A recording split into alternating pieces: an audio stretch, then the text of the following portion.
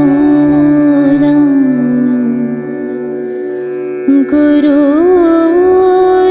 गुरुरमूर्ते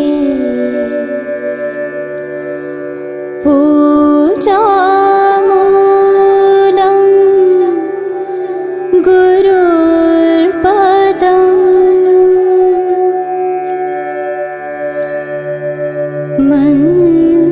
मन्त्रमूलं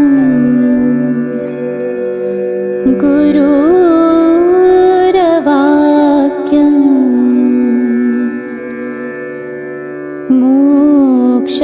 मोक्षमूलं गुरुर्कृपा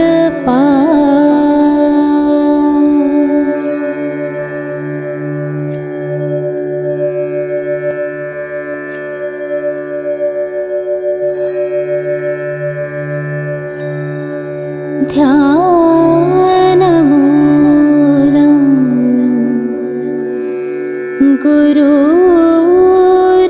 गुरुरमूर्ते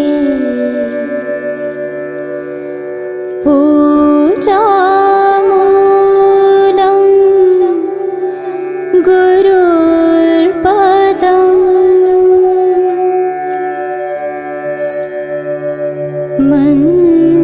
मन्त्रमूलं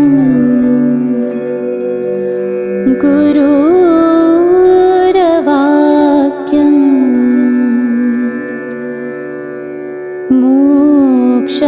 मोक्षमूलं गुरुर्कृपा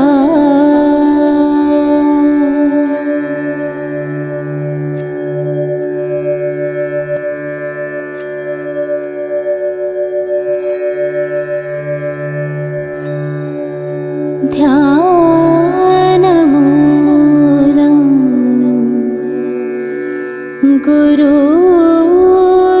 गुरुरमूर्ते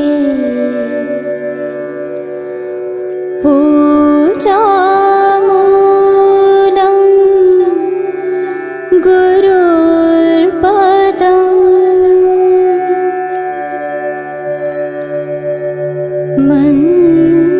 मन्त्रमूलं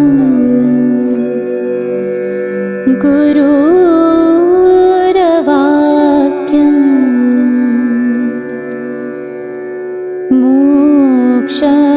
मोक्षमूलं गुरुर्कृपा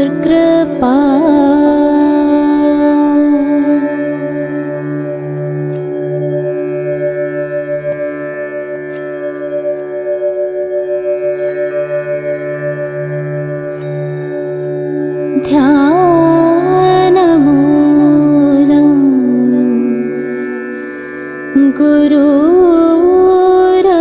गुरुरमूर्ते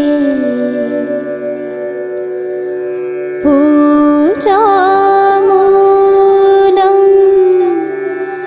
गुरुर्पदम्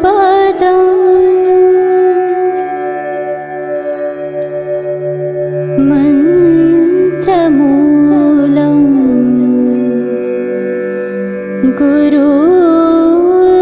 गुरुरवाक्यं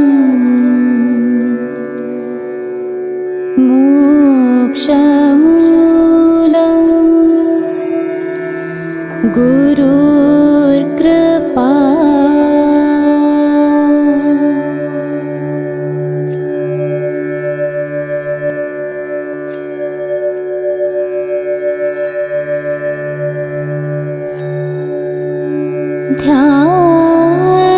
ध्यानमूलं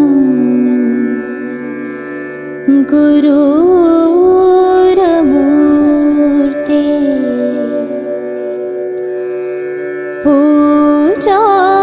पूजामूलं गुरुर्पदम्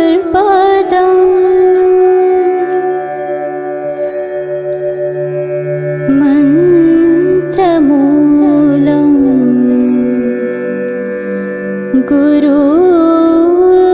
गुरुरवाक्यं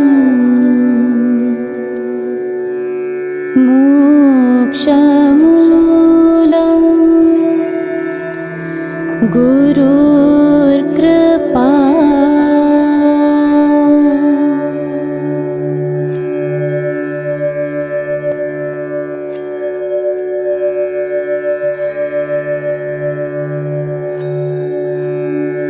ध्यानमूलं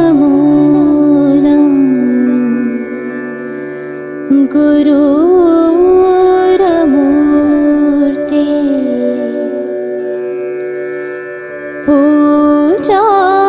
पूजामूलं गुरुर्पदम्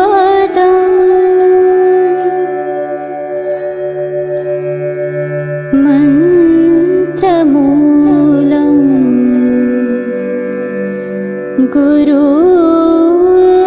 गुरुर्वाक्यम्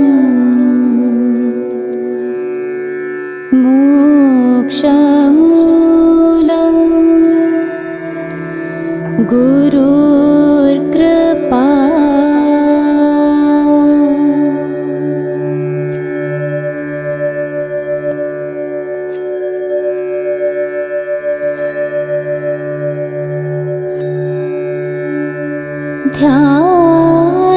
ध्यानमूलम्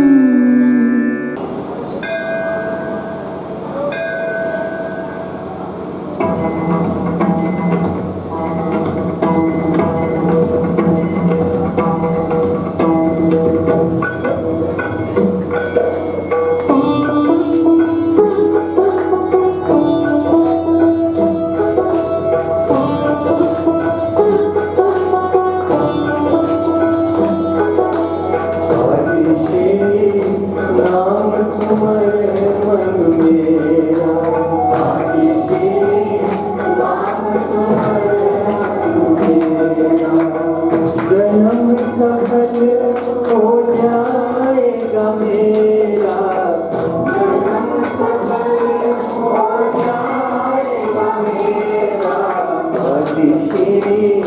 नाम सुमर मन मेरा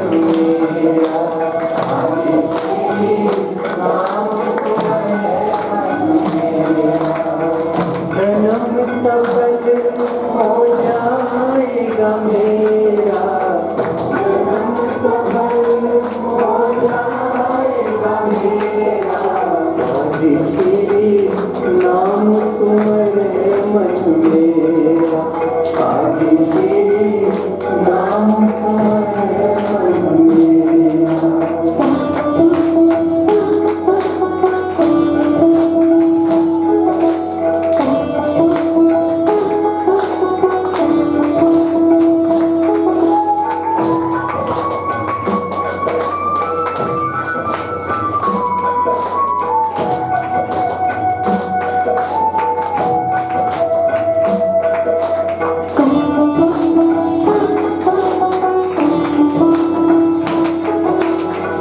प्रीत करो आदि श्री से प्यारा प्रीत करो आदि श्री से प्यारा जीवन हो जाए उजियारा जीवन हो जाए उजियारा मन मंदिर में सदा बसेरा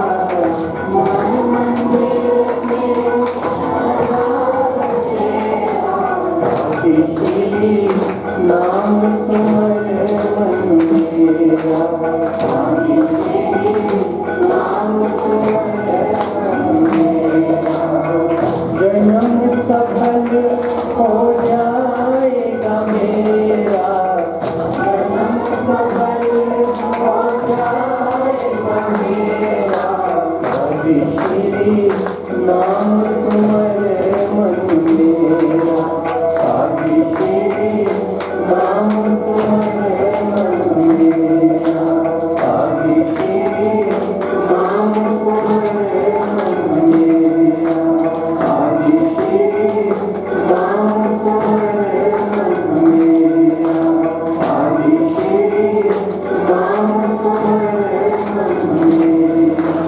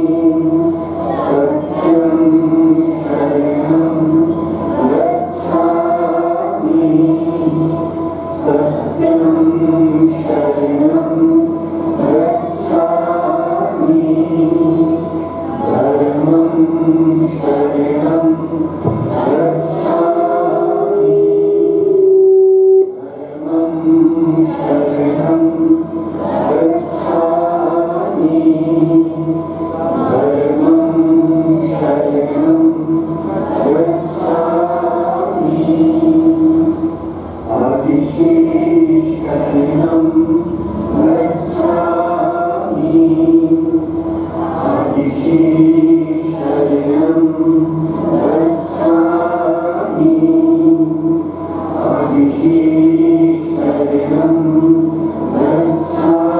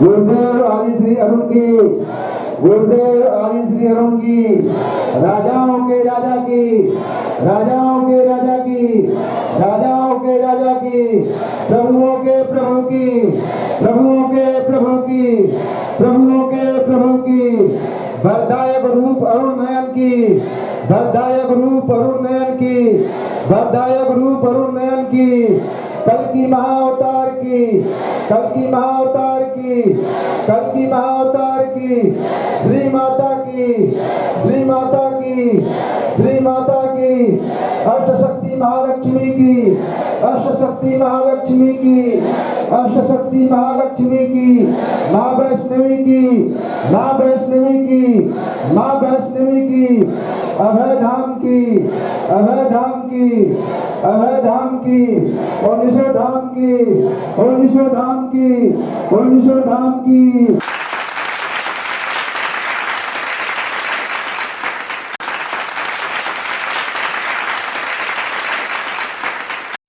हे ऋषिवर, यह त्रेता युग है। मैं नारायण हूँ। साधु पुरुष का उद्धार करने के लिए, धर्म की स्थापना करने के लिए और आसुरी शक्ति का नाश करने के लिए मैं राम नाम से अवतरित हुआ हूँ। इस समय मैं राम अपने पिता राजा दशरथ की आज्ञा से 14 वर्ष के वनवास के दौरान अपनी पत्नी सीता तथा भ्राता लक्ष्मण के साथ दंडकारण्य वन में बहुत दिनों से परिभ्रमण कर रहा हूं। आप में से कुछ सतयुग तथा कुछ त्रेता के ऋषि हैं और आप सभी इस दंडकारण्य वन में तपस्या कर रहे हैं। आपका तप पूरा हो गया है। मैं आपके तप से प्रसन्न हूँ। यही कारण है कि आपके सामने मेरे आते ही आपकी समाधि टूट गई।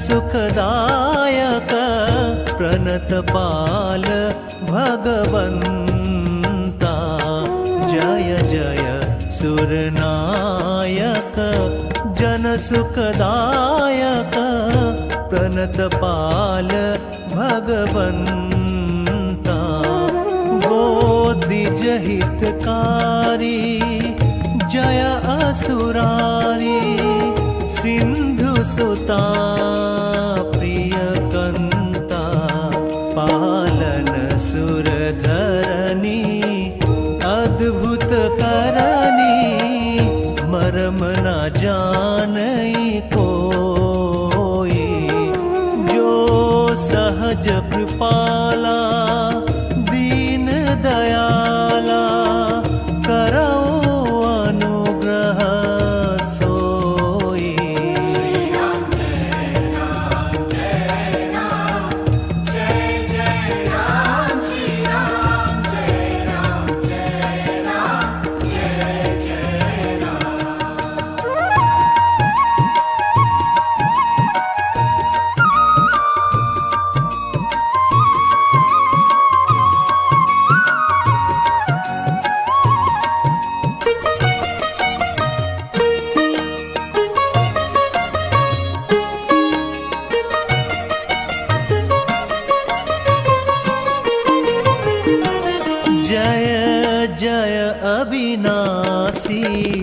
सब घटवासी, व्यापक परमानंदा,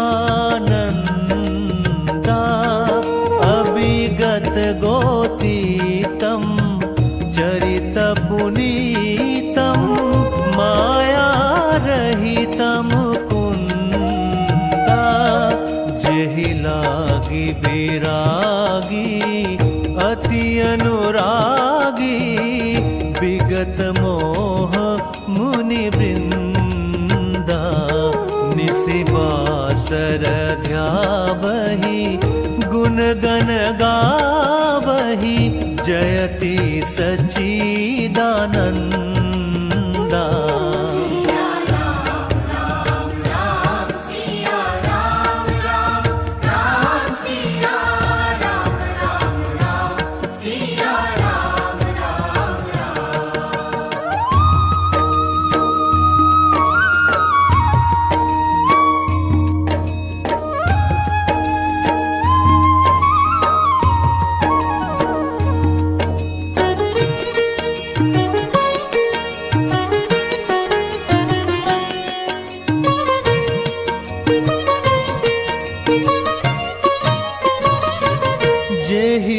सृष्टि उपाई त्रिविध बनाई, संग सहाय न दूजा, सो करऊं अघारी चिंता हमारी, जानिय भगति न पूजा, जो भव भय भंजन मुनि मन रंजन, गंजन विपति बरूथा, मन बच क्रम बानी, छाड़ी सयानी, सरन सकल सुर जूथा।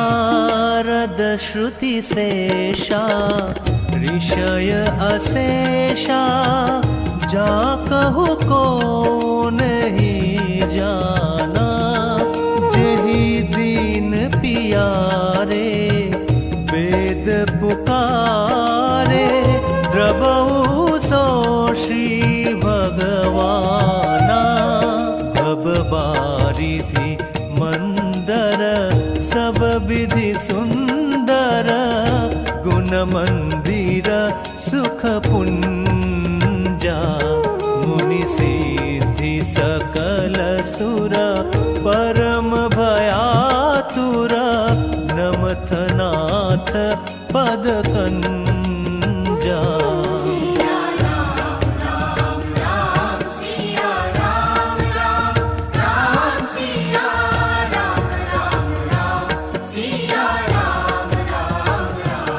जय जय सुरनायक जन सुखदायक, प्रणत पाल भगवंता, जय जय सुरनायक जन सुखदायक, प्रणत पाल भगवंता, बोधिज हितकारी जय असुरारी, सिंधु सुता प्रिय कंता, पालन सुर धरनी अद्भुत करनी, मर्म न जानई कोई, जो सहज कृपाला दीन दयाला, करो अनुग्रह सोई।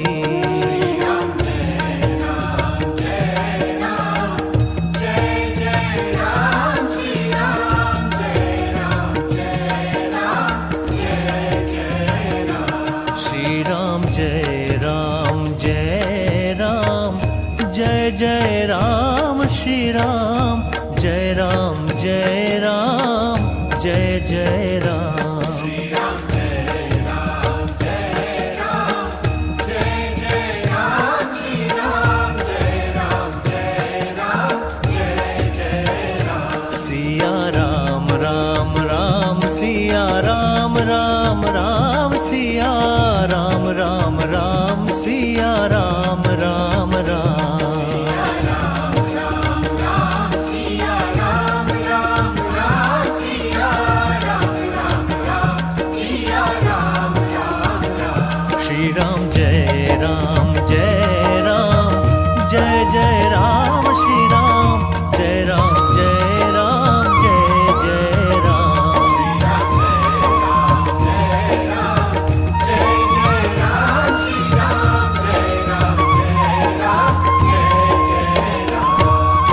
हे ऋषिवर, मेरे दर्शन व्यर्थ नहीं जाते, इसीलिए हे ऋषिवर आप वरदान मांगो। हे प्रभु, हम सबको माँ सीता की तरह प्रेम चाहिए, हम सबको यही वरदान दीजिए। हे ऋषिवर, यह वरदान तो बहुत ही दुर्लभ है, इसके लिए तुमको इंतजार करना होगा। द्वापर युग में तुम सभी ब्रज में गोपियों के रूप में जन्म लोगे, तब मैं तुमको सीता जी के समान प्रेम दे सकूंगा और आप सीता जी के समान मेरे प्रेम को प्राप्त कर सकोगे। हे उग्र तपाऋषि, तुमने 100 कल्पों तक गोपी के रूप में जन्म लेने के लिए पंचदशाक्षर मंत्र का जप किया है और ध्यान किया है और मुझको प्रसन्न किया है। मैं तुम्हारी तपस्या से प्रसन्न हूँ, इसीलिए मैं तुम्हें वरदान देता हूँ कि तुम द्वापर युग तथा कलयुग में सुनंद नामक गोपी के रूप में जन्म लोगे। हे सत्य तपा मुनि, तुमने 10 कल्प तक गोपी के रूप में जन्म लेने के लिए सूखे पत्ते खाकर दशाक्षर मंत्र का जप किया और राधा जी का हाथ पकड़कर नाचते हुए ध्यान करते रहे। मैं तुम्हारी तपस्या से प्रसन्न हूँ, इसीलिए मैं तुम्हें वरदान देता हूँ कि तुम द्वापर युग तथा कलयुग में सुभद्रा नामक गोपी के रूप में जन्म लोगे। हे हरिधामा ऋषि, तुमने गोपी के रूप में जन्म लेने के लिए 3 कल्प तक निराहार रहकर कोमल पत्ते के सैया पर लेटकर द्वादशाक्षर मंत्र का जप किया तथा मेरा ध्यान किया। मैं तेरी तपस्या से प्रसन्न हूँ, इसीलिए मैं तुम्हें वरदान देता हूँ कि तुम द्वापर युग तथा कलयुग में रंगवेणी नाम से गोपी के रूप में जन्म लोगे।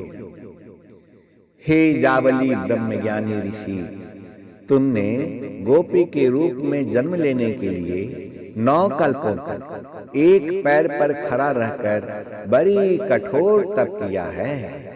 मैं तुम्हारी तपस्या से प्रसन्न हूँ, इसीलिए मैं तुम्हें वरदान देता हूँ कि तुम द्वापर युग तथा कलयुग में चित्रगंधा नाम से गोपी के रूप में जन्म लोगे।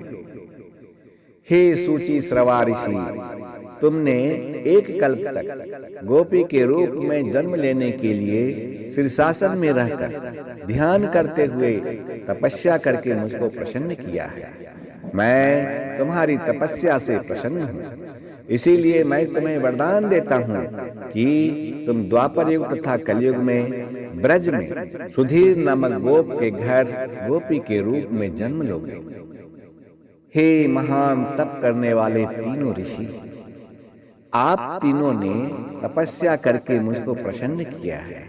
मैं आप तीनों की तपस्या से प्रसन्न हूँ, इसीलिए मैं आप तीनों को वरदान देता हूँ कि आप द्वापर युग तथा कलयुग में गोप के घर गोपी के रूप में जन्म लोगे।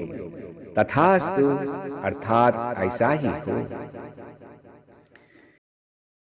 हे भगवान के अनन्य प्रेम तथा भक्ति योग से सिद्ध गोपियां, मैं नारायण हूँ। इस समय मैं माया को अपने अधीन करके ईश्वर पुत्र आदि श्री अरुण नाम से मनुष्य शरीर में प्रकट हुआ हूँ। मेरे वरदान देने वाले रूप को ही लोग वरदायक रूप अरुण नयन नाम से पुकारते हैं। महर्षि वेद व्यास जी मेरे इस रूप की महिमा का वर्णन श्रीमद् भागवतम महापुराण स्कंद 3 अध्याय 25 तथा श्लोक 34 से 36 तक विस्तार रूप से किया है। तुम इन्हें उल्टा करके देखो, यह द्वापर युग है। तुम सब त्रेता युग में महान तप करने वाले ऋषि हो। मनुष्य शरीर में जन्म लेने के कारण तुम सब पूर्व जन्म की बात को भूल चुके हो। तुम लोगों को पूर्व जन्म की बात याद दिलाने के लिए ही मैं तुम्हारे सामने प्रकट हुआ हूँ। दंडकारण्य वन में तुम में से कुछ सतयुग से और कुछ त्रेता युग में महान तप कर रहे थे। त्रेता युग में साधु पुरुष का उद्धार करने के लिए, धर्म की अच्छी तरह से स्थापना करने के लिए और आसुरी सत्ता का नाश करने के लिए मैं राम नाम से अवतरित हुआ था। अपने पिता राजा दशरथ की आज्ञा से 14 वर्ष के वनवास के दौरान मैं राम अपने भाई लक्ष्मण और अपनी पत्नी सीता के साथ बहुत दिनों से दंडकारण्य वन में परिभ्रमण कर रहा था। उसी दंडकारण्य वन में आप सभी तप कर रहे थे। आपका तप पूरा हो गया। यही कारण था कि आपके सामने मेरे आते ही आपकी समाधि टूट गई। मैंने आपसे कहा था, हे ऋषिवर, मेरे दर्शन व्यर्थ नहीं जाते, इसीलिए हे ऋषिवर आप वरदान मांगो। आप सभी ऋषियों ने एक स्वर से मुझसे वरदान मांगते हुए कहा, हे प्रभु, हम सबको माँ सीता की तरह प्रेम चाहिए, हम सबको यही वरदान दीजिए। मैंने आप लोगों से कहा था, तथास्तु, अर्थात ऐसा ही।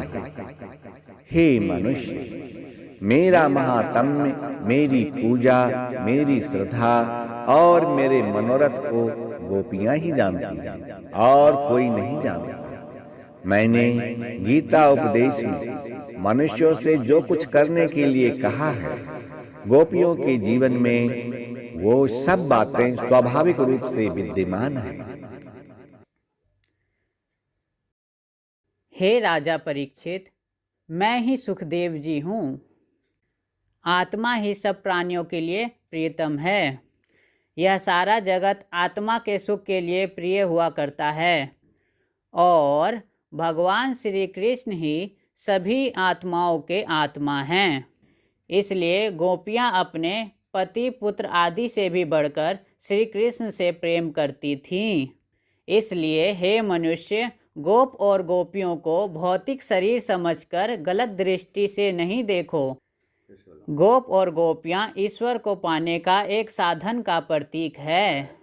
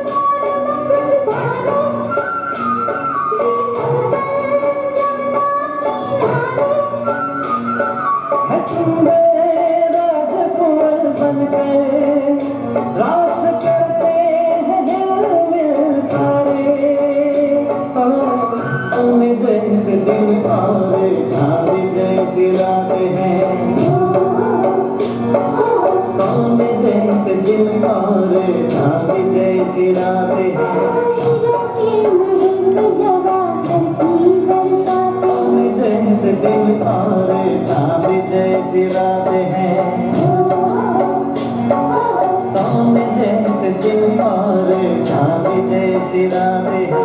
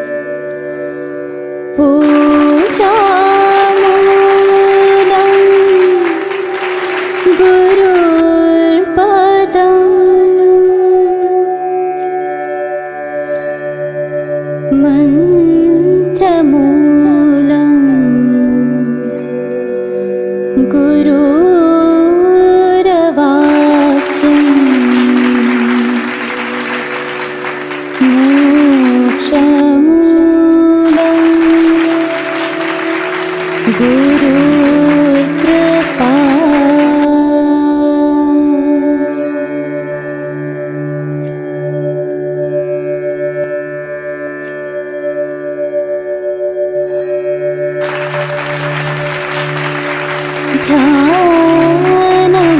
ध्यानमूलं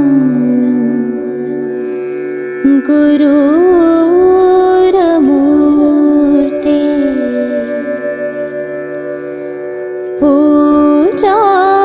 पूजामूलं गुरुर्पदम्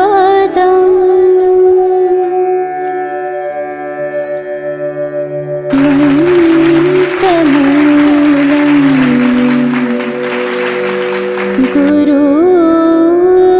गुरुर्वाक्यम्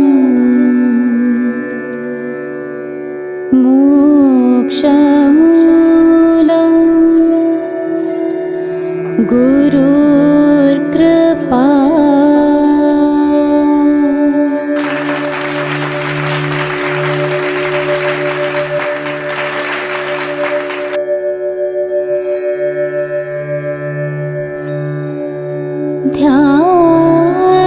ध्यानमूलं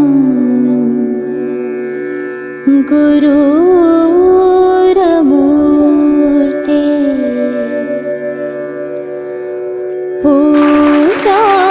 पूजामूलं गुरुर्पदम्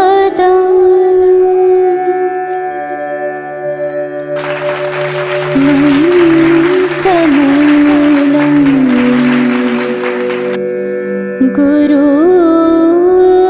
गुरुर्वाक्यम्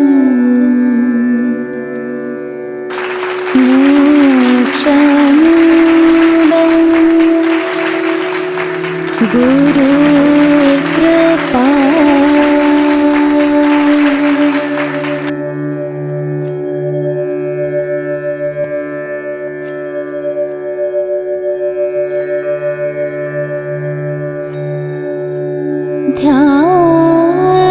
ध्यानमूलं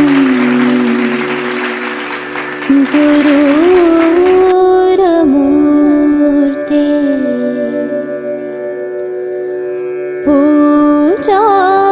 पूजामूलं गुरुर्पदम्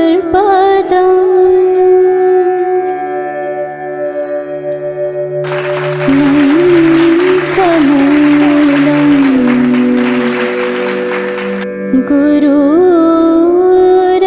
गुरुर्वाक्यम्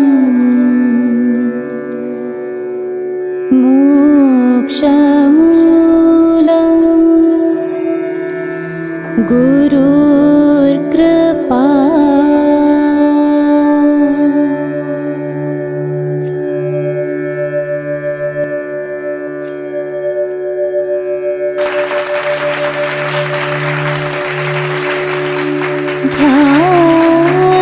ध्यानमूलं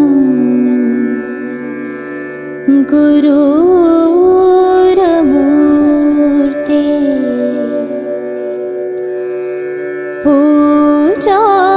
पूजामूलं गुरुर्पदम्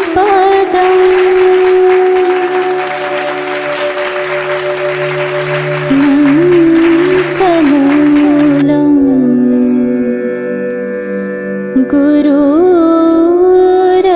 गुरुर्वाक्यम्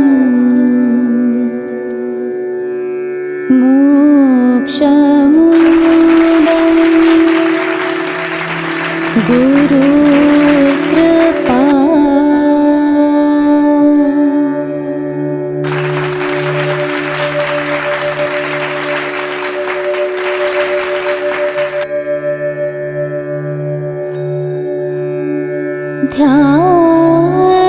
ध्यानमूलं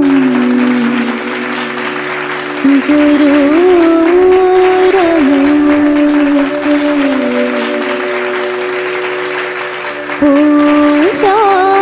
पूजामूलं गुरुर्पदम्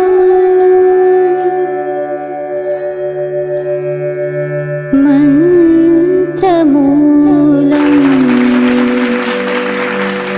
गुरुर्वाक्यं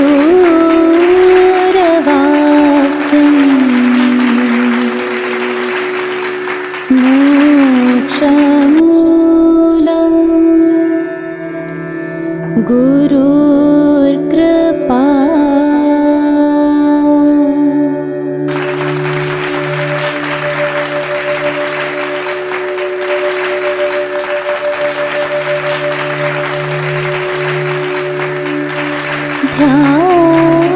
ध्यानमूलम्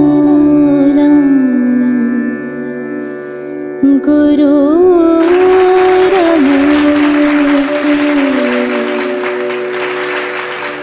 पूजामूलं गुरुर्पदम्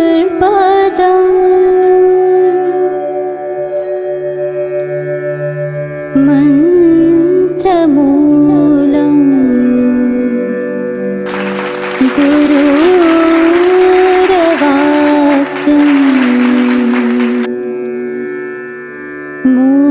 मोक्षमूलं गुरुर्कृपा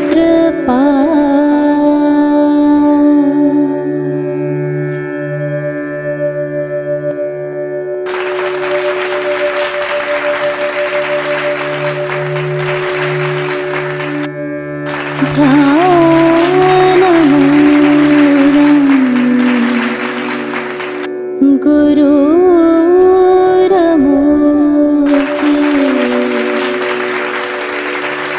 पूजामूलम्। आज की सभा में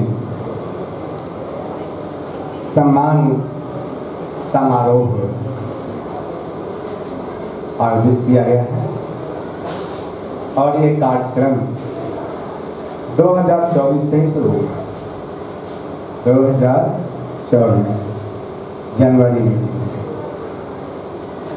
और ये किसी भी व्यक्ति के अपने मन की उपज नहीं है, बल्कि ये सभी ईश्वरीय योजना के अंतर्गत है। तो आज मैं आपको याद दिलाता हूँ कि जब भी कभी भगवान धरती पर अवतार लेकर के आते हैं तो अकेले कभी भी नहीं आते। आज तक जितने भी अवतार हुए इस धरती पर आए हैं तो वो कभी भी अकेले नहीं आए। उनके साथ उनके भक्त भी इस धरती पर आए और उनके भक्त को 3 श्रेणियों में बांटा गया। पहला वो भक्त हैं जिनका भगवान से कभी वियोग नहीं होता। वो कभी भी किसी भी परिस्थिति में, चाहे क्यों न प्रतिकूल से प्रतिकूल परिस्थितियां उत्पन्न हो जाए, तो भगवान से कभी भी अलग नहीं हुए। ये मैं आपको याद दिलाऊंगा त्रेता युग से लेकर के इस कलयुग तक। दूसरे श्रेणी के वो भक्त लोग आए हैं जो ईश्वर के कार्य को संपादित किए, और नेक्स्ट अगले श्रेणी के वो भक्त हैं जो भगवान का गुणगान किए हैं और भगवान के नाम को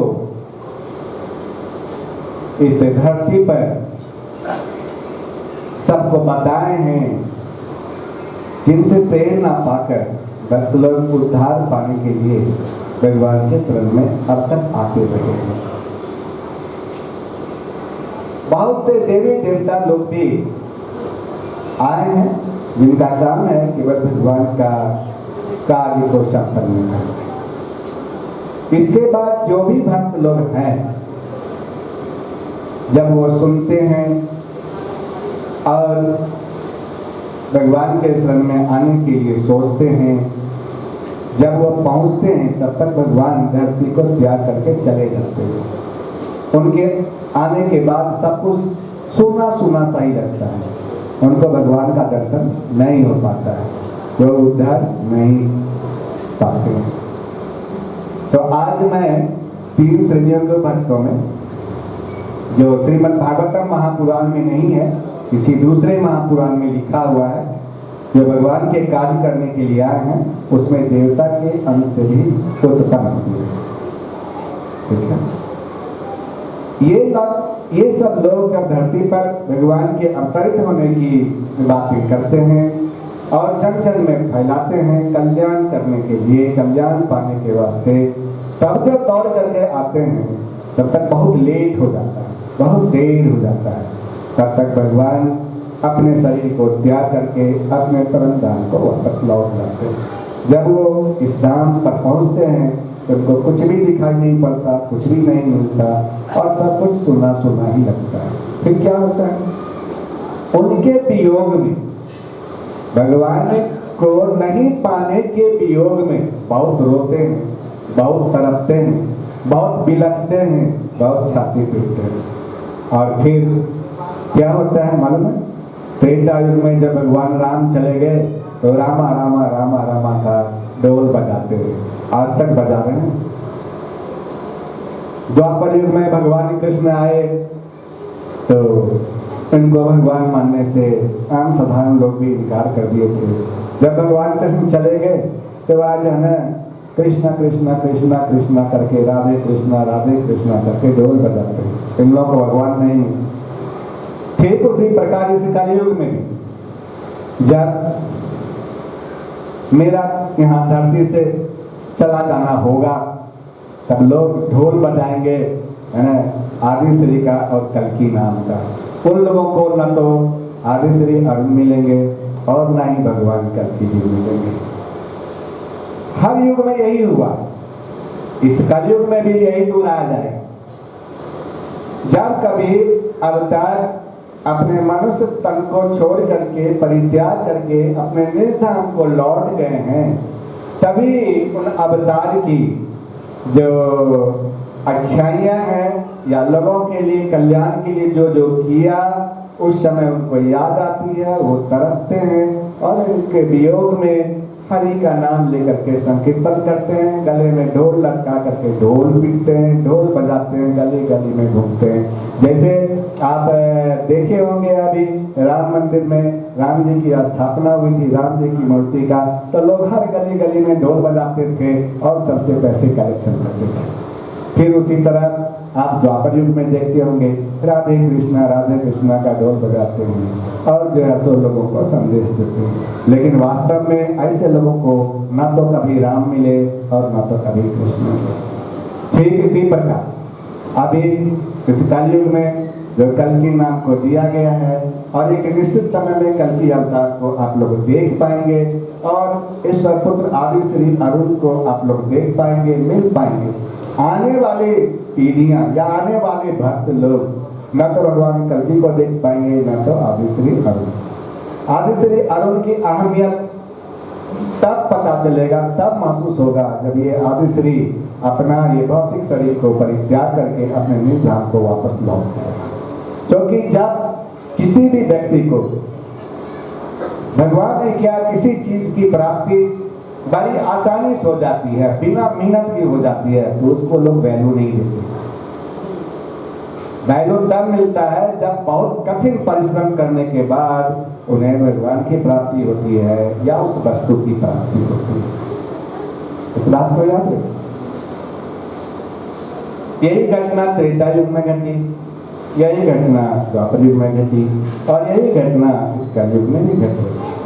आज आप लोगों को आदि श्री का महत्व नहीं मालूम, क्योंकि आप लोगों को बड़ी आसानी से, बड़ी सहज से, बड़ी सरलता से आदि श्री अरुण आप लोग को मिल गए। इसीलिए इनकी महत्ता और इनमें जो अच्छाइयाँ हैं और इन्होंने लोगों के कल्याण के लिए जो प्रयत्न किया है, जो कार्य किया है, ये अभी समझ में नहीं आए। क्योंकि आप लोगों को ये आदि श्री अरुण बहुत सहजता से, सरलता से, आसानी से मिले। जब ये आदि श्री अरुण इस धरती से छोड़ के चले जाएंगे तब इनकी अहमियत को पता चल, आप लोगों को जान पाएंगे, आप लोगों को पता चलेगा और फिर आदि श्री का ढोल बजाएंगे। बहुत तरह तरह के भजन गाए जाएंगे, भजन लिखे जाएंगे, कव्वालियाँ लिखी जाएंगी और फिर गाते रहेंगे। फिर जब 28वां कलयुग आएगा, फिर ये कलयुग का आखिरी वर्ष आएगा, तब आप लोग इस आदि श्री अरुण से मिलने का सौभाग्य प्राप्त कर सकते हैं, अन्यथा नहीं। तो जो चीज बड़ी सरलता से, बड़ी मुश्किल से मिलता है, उसको लोग संभाल के रखते हैं। मान लो कि ये बहुत कीमती चीज आपने खरीद के लाया जो शीशे का मढ़ा हुआ है, और मान लो कि वो 1 करोड़ का उपहार है।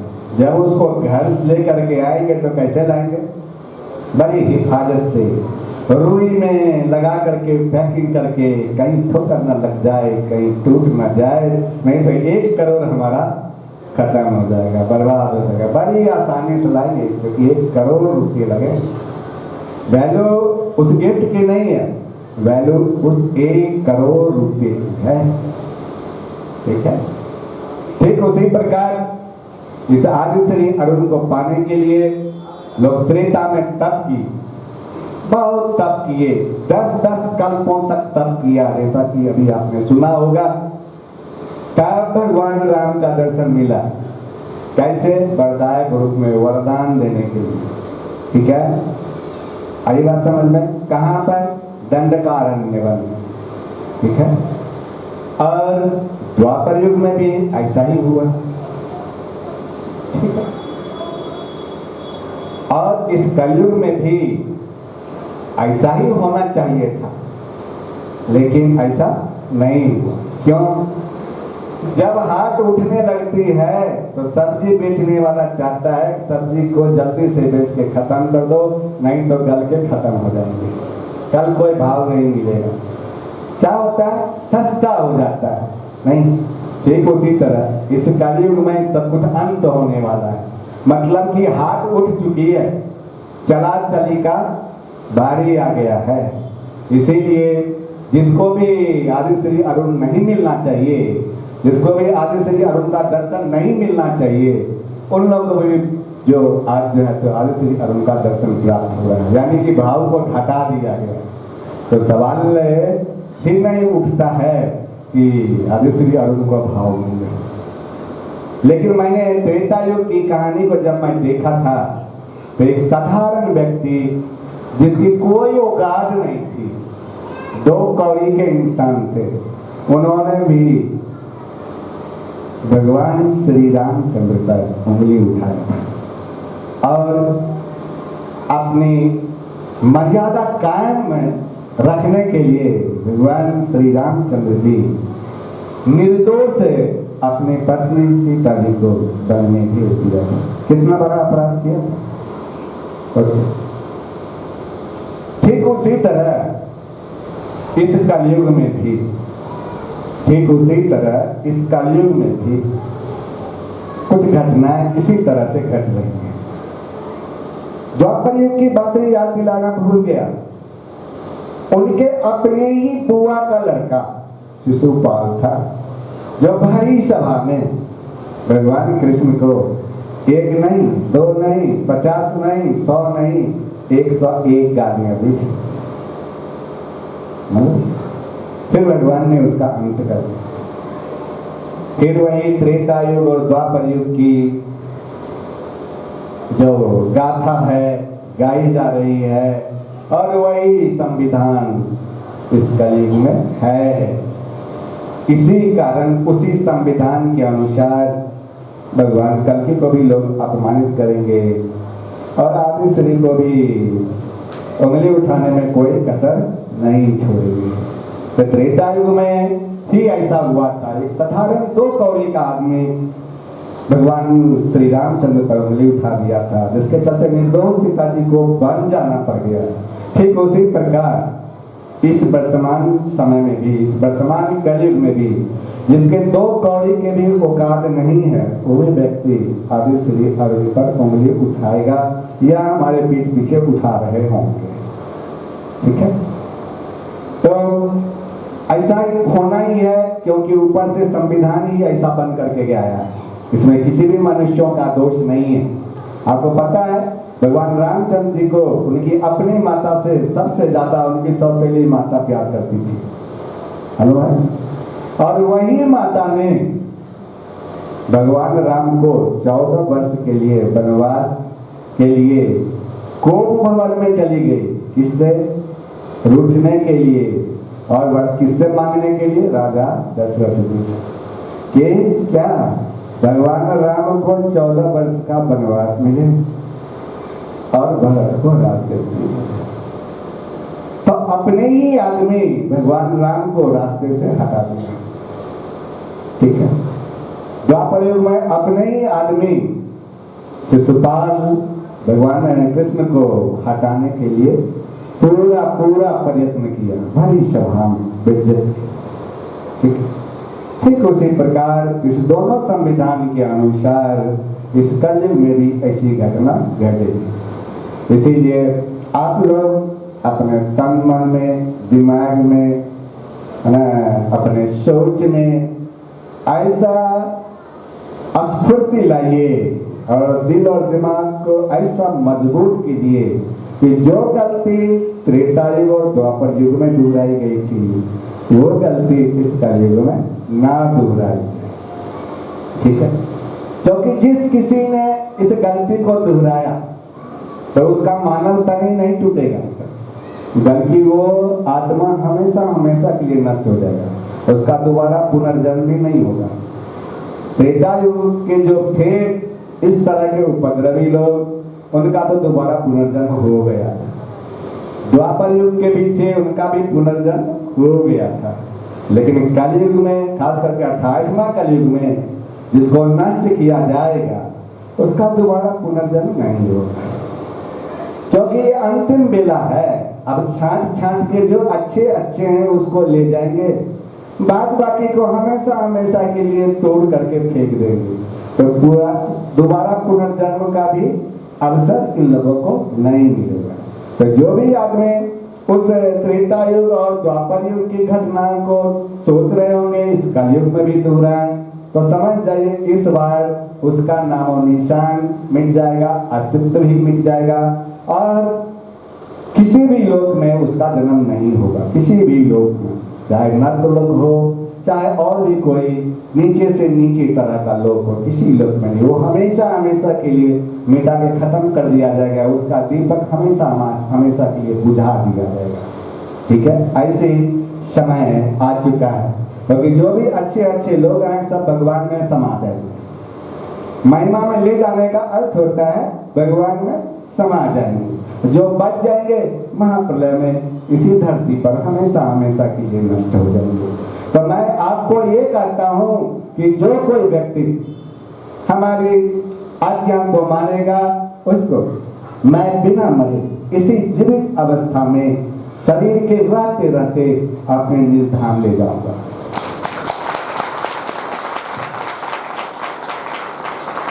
लेकिन जो कोई व्यक्ति मेरी आज्ञा को मानने से इनकार करेगा वो इसी धरती पर, इसी दुनिया के मेले में हमेशा हमेशा के लिए खो जाएगा और फिर दोबारा उसका पुनर्जन्म भी नहीं होगा। आकाश और पृथ्वी टल जाएंगे लेकिन मेरी बातें कभी नहीं चलेगी।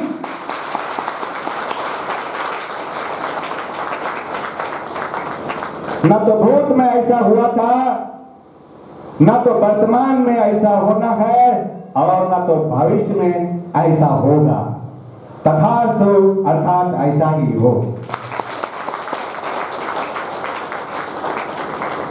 अब मैं इस सम्मान समारोह में सबसे पहले दो व्यक्तियों का नाम पुकारूंगा, जिनका मैं नाम पुकारूंगा बिना विलंब किए हुए जल्दी से मंच पर आएंगे, उपस्थित होंगे। इसके बाद जिन जिन व्यक्तियों का मैं नाम लेकर के बुलाऊंगा वो तुरंत इस स्टेज पर उपस्थित होंगे। तो सबसे पहला नाम है श्री नेवूलाल। इनके बारे में आपने सुना भी होगा, देखा भी होगा। जब से ये संस्था में जुड़े, हम लोगों से जुड़े, इन्होंने किसी भी संडे मीटिंग या किसी भी पर्व त्योहार में अनुपस्थिति नहीं दिखाई। आज कुछ प्रतिकूल परिस्थितियों में ऐसा हुआ है कि ये उपस्थित नहीं हुए हैं, लेकिन इनका रिकॉर्ड आज से पहले तक यही था कि किसी भी संडे मीटिंग और किसी भी पर्व त्योहार में ये अनुपस्थित नहीं थे बल्कि उपस्थित थे। चलो किसी विशेष कारण से ये उपस्थित नहीं हो पा रहे हैं, शायद प्रतिकूल परिस्थितियां भी होगी। जब विश्वकर्मा जी की जरूरत पड़ी, विश्वकर्मा जी के रूप में इनको श्री निगुलाल जी के नाम से पुकारा गया और इन्हें आज भी हम सम्मान सहित इस स्टेज पर आदर सहित हम बुलाते हैं।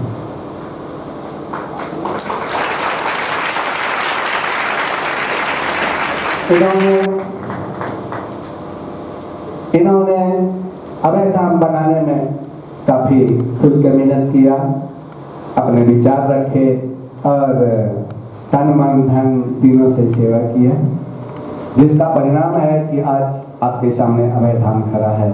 और आप लोग अभय धाम के नाम से, नारायणगिरी के नाम से, नया यरूशलेम नाम से, अभय धाम के नाम से और न्यू हेवन के नाम से जानते हैं। और ये न्यू हेवन संसार में पहला और आखिरी है, इसको कोई भी व्यक्ति नकल नहीं कर सकता, नहीं बनवा सकता। अगर यदि कोई बनाता है तो वर्ल्ड ट्रेड सेंटर के जो गवर्नमेंट का जो लॉ है उसके अनुसार उसको तोड़वा दिया जाएगा। इसीलिए इस न्यू हेवन का कोई भी व्यक्ति जो है सो नकल नहीं कर सकता। ये कानूनन हम लोगों को अधिकार प्राप्त है। और इनके संग श्री प्रेमचंद जी स्टेज पर उपस्थित हों। इन्होंने भी अभय धाम को बनाने में तन मन धन तीनों से सहयोग किया और अपनी उपस्थिति में आप लोगों के सामने न्यू हेवन बना करके खड़ा किया। और भी बहुत सारे लोग हैं जिन्होंने सेवा में कोई कमी नहीं छोड़ा, कोई कमी नहीं छोड़ा सेवा में।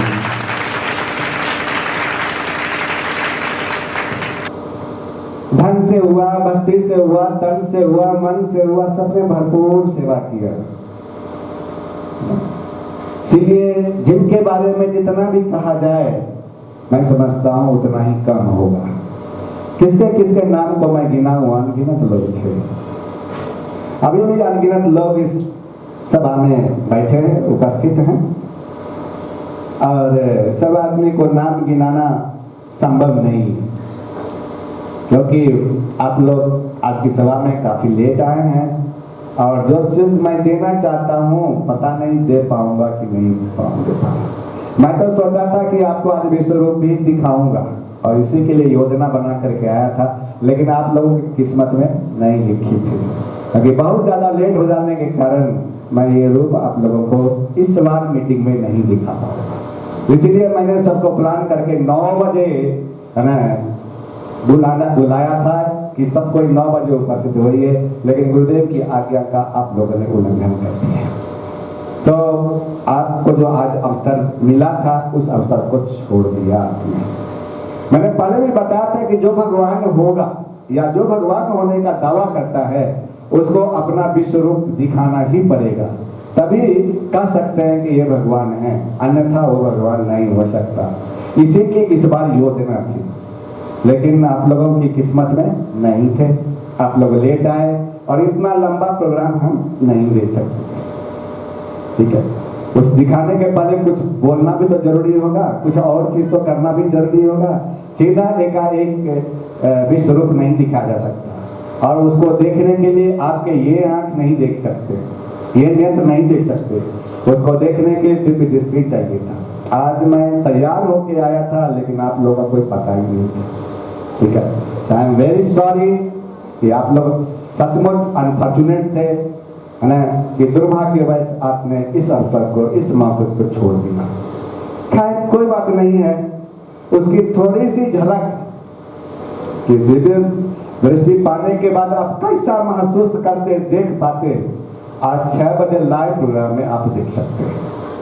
थोड़ी सी झलक, ठीक है, दिया गया है, ठीक है, लेकिन जो आमना सामना देखते हो और जो उसमें देखते हो दोनों में आकाश जमीन का फर्क नहीं। तो आप लोगों की भक्ति में कुछ कमी रह गई होगी या गुरु आज्ञा का उल्लंघन कर दिए होंगे, कुछ तो किए होंगे जिसके चलते आप लेट आए। ठीक है। तो जो चीज आज देने वाला था आप सपने में भी नहीं सोच सकते थे। जो चीज जनवरी मीटिंग में दिया गया सपने में भी कभी सोचा था ये चीज दिया जाएगा। कितने अच्छे ढोल बाजे बजे आप लोगों ने नाचा गया और 16 धर्म की नींव रखने के संबंध में आप लोगों ने आनंद प्राप्त किया, किसी को नहीं मरा। ठीक उसी तरह जो बीते प्रोग्राम में आप लोगों ने पाया इसके सपनों में भी आपकी उम्मीद नहीं थी कि ऐसा चीज मिलेगा जानने को, और इस बार भी जो मिलने वाला था आप लोगों ने कभी सोचा ही नहीं। मैं चाहता तो आपको नोटिस में भी लिख के दे सकता था कि इस बार विश्वरूप दर्शन होगा, तो शायद मैं समझता हूँ 9 बजे क्या 8 बजे आप लोग यहाँ पर उपस्थित हो गए। मैंने इसका जानबूझ करके उल्लेख नहीं किया ताकि फॉल्स लोग जो है इस विश्वरूप का दर्शन नहीं कर सके इसीलिए। लेकिन आप लोगों को गोपाल जी एक एक व्यक्ति को फोन करके कहे थे, सूचना दी गई थी कि आप लोग 9 बजे आएंगे, लेकिन आप लोगों ने दोबारा सूचना जो दिया गया ईश्वर की ओर से उसको भी आप लोगों ने मानने से इनकार कर दिया। ठीक है, तो सोचो कि आप लोग कैसा किस्मत लेकर के आए थे। हमें याद पड़ा एक आदमी था अमेरिका में, एक बूढ़ी थी, मिसिसिपी मिसौरी नाम की नदी थी, वहां पर तप करती थी। ठीक है, और पास में नदी थी, नदी में बाढ़ आ गई तो लोग सब भाग रहे थे, तो उसी होके जो भाग रहे थे कहे कि है बूढ़ी तू चलो यहाँ से, नहीं तो पानी में डूब जाओगी। अनाउंसमेंट हुआ है कि आज रात पानी बहुत पड़ेगी, सब कुछ खत्म हो जाएगा।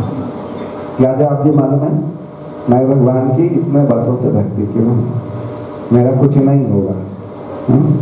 जाके राखो साइया मार ही सके मैं, सुना के लौटा। जब बाढ़ आ गई सब कुछ डूब गए, उस बूढ़ी के गर्दन तक पानी आ गया। ठीक है, तब नाव वाला उसी के होकर के गुजरा, जो बचाने वाला होता है गवर्नमेंट की तरफ से, और उसको कहा बूढ़ी नाव पर सवार हो जाओ, नहीं तो डूब के मर जाएगी, आज तो सब कुछ बराबर हो जाने हैं आज रात। तो उसको मना कर दिया, मैं नहीं जाती, जाओ, क्योंकि मैं भगवान के इतने वर्षों से भक्त हूँ, मैं कैसे मर जाऊंगी। तो जाके राखे साइया मार ही सके न कोई, ये बात करता हूँ। रात भर में और पानी बढ़ ही रहा था, उसके होठ तक पानी आ गया था, तो भगवान ने एक आदमी को भेजा हेलीकॉप्टर लेकर के। हेलीकॉप्टर ऊपर लेकर के खड़ा था, नीचे रस्सी गिराया, रस्सी का सीढ़ी, और बोले कि है बूढ़ी तुमको बचाने के लिए मैं आया हूँ, इस रस्सी को पकड़ के ऊपर चढ़ जाओ और आ जाओ हेलीकॉप्टर में, नहीं तो तुम डूब जाओगी, आज रात सब कुछ खत्म हो जाना है। जाने से इनकार कर दी, बोले मैं नहीं जाती, मैं इतने वर्षों से तप की हूँ, मैं नहीं मर सकती। ठीक है, डांट के भगा दिया उसको, और वही बात वही गाई अपनी जो गाती रही कि जाको राखो साइया मार ही सको न कोई, कि जिसको भगवान रखवाला है करने वाला उसको कोई नहीं मान सकता। क्या हुआ पता है, रात बीते भी नहीं थी, पानी आया डूब के मर गए। अब भगवान की भक्ति थी, जम के दूध तो उसको ले नहीं जा सके, लेकिन भगवान के निर्धाम में उसको उपस्थित किया गया, तो भगवान से लड़ पड़ी, जैसे आप लोग लड़ते हैं आदि श्री अरुण से लड़ पड़ी कि हे भगवान मैं तो इतने वर्षों से भक्ति की थी आपकी, मैं मर कैसे गई ये तो पहले बता दो। बुढ़िया जबान मुंह खोलने से पहले जो है ना सब कुछ समझ लिया करो, तब तुम जो किसी पर ब्लेम करना, खास करके भगवान पर। मैंने ही 3 व्यक्ति को भेजा था, जो भाग रहा था उसमें मेरा ही आदमी था जो तुमको सावधान किया था, नहीं मान। नाव लेकर मैंने ही भेजा था अपने आदमी को तुमको बचाने के लिए, नहीं चली। हेलीकॉप्टर लेकर के मैंने ही भेजा था तुमको बचाने के लिए, तू हेलीकॉप्टर भी नहीं है, तो बताओ मेरा क्या दोष है। ठीक है, उन्होंने यम के दूत को ऑर्डर दिया, किन्होंने भगवान ने बोला इसको घसीट के ले जाओ यहाँ से, और नर्क से भी नीचा कोई लोग हो तो उसमें डाल दो। ठीक उसी तरह आप लोगों को सावधान बार बार हम कर रहे हैं, नोटिस देके जो संडे मीटिंग में आते हैं उनको भी, लेकिन बार बार आप मेरी आज्ञा को ठुकरा रहे हैं। इसका परिणाम क्या होगा कभी आपने सोचा है?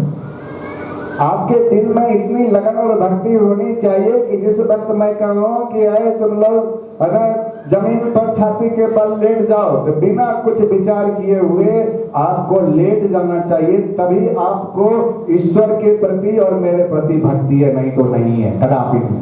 अगर यदि विचार किए तो ना तो मेरे प्रति भक्ति है श्रद्धा, ना तो ईश्वर के प्रति श्रद्धा और भक्ति है, कुछ भी नहीं। ड्रामा है, सिर्फ ड्रामा आप लोगों की भक्ति की, ठीक है, भक्ति नहीं है।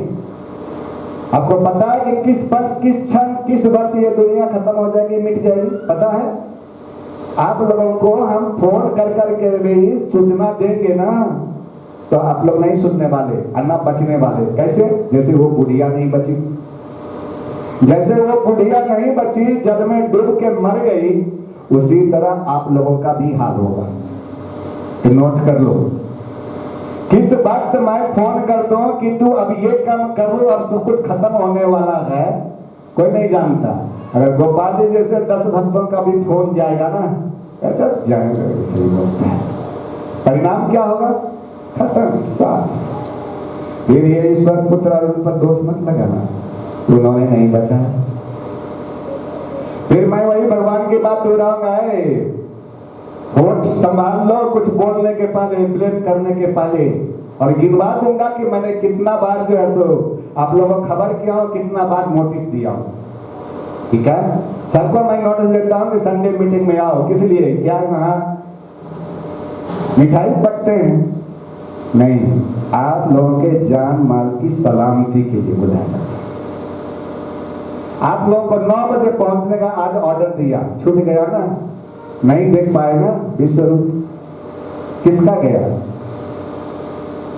क्या पैसे से खरीद लोगे, देख लोगे 20 रुपये?